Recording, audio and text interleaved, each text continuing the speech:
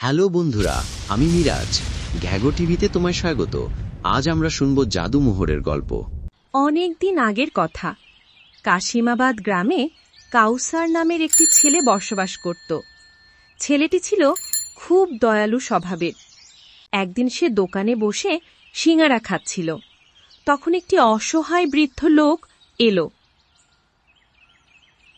বাবা, আমি 2 দিন ধরে কিছু খাই না, আমাকে কিছু খাবার দিবে? ঠিক আছে আঙ্কেল, আপনি এখানে বসুন, আমি আপনাকে খাবার দিচ্ছি। এই, আপনি ওখান থেকে নেমে বসুন, আপনার শরীর থেকে দুর্গন্ধ আসছে। যত সব সকাল সকাল দিলেন তো দোকানটা নোংরা করে। কই, আমি তো কোনো দুর্গন্ধ পাচ্ছি না। আপনি এখানেই বসুন, আপনি ওনার কথায় কিছু মনে করবেন না। মিলন কাকু, এই লোকটি খুব অসহায়, আপনারা ওনাদের সাথে একটু ভালো ব্যবহার করতে পারেন না? আপনি ওনাকে 1 প্লেট সিঙাড়া দেন, লোকটির খুব ক্ষুধা পেয়েছে। ঠিক আছে, আমি এখনই ওনাকে গরম গরম সিঙাড়া দিচ্ছি।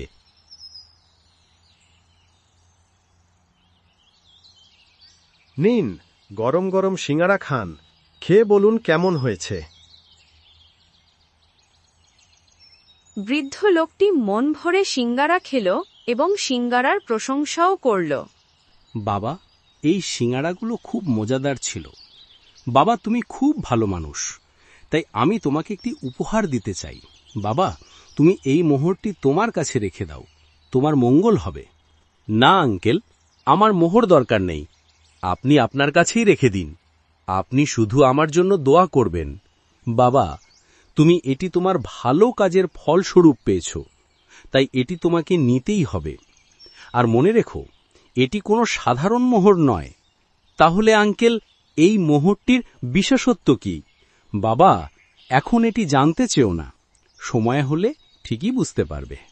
ঠিক আছে আঙ্কেল, আমি আপনার উপহার গ্রহণ করলাম। কাউসার বৃদ্ধ লোকটির দেওয়া উপহারটি গ্রহণ করে পকেটে রেখে দিলেন।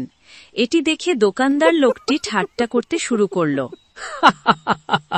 ভাতিজা, তুমি তো বড় লোক হয়ে গেলে, চকচক করলেই সোনা হয় না। এই ফকিরটা কোথা থেকে যেন কি না কি কুড়িয়ে পেয়েছে, এখন তোমাকে দিচ্ছে। তুমিও না বুড়োটাকে নিয়ে পড়ে আছো।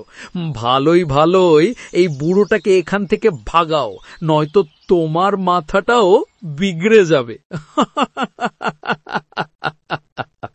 মোহর দিচ্ছে, শুনলেও হাসি পায়। মিলন কাকু, আপনি এখন খুব বেশি বেশি করছেন, আপনার নিজেকে শুধরানো উচিত। তুই কি বললি?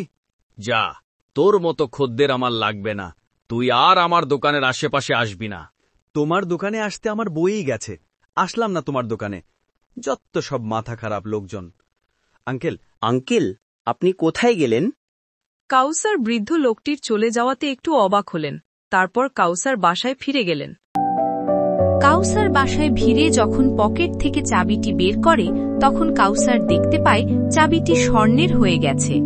কাউসার পরবর্তীতে বুঝতে পারে বৃদ্ধের দেওয়া মোহরটি আসলে একটি জাদু মোহর। তারপর কাউসার তার বাড়িতে থাকা আসবাবপত্রগুলো মোহরের স্পর্শে সোনাতে পরিবর্তন করে ফেলে, এবং আমরা বুঝতে পারি ভালো কাজের ফল সব সময় ভালোই হয়।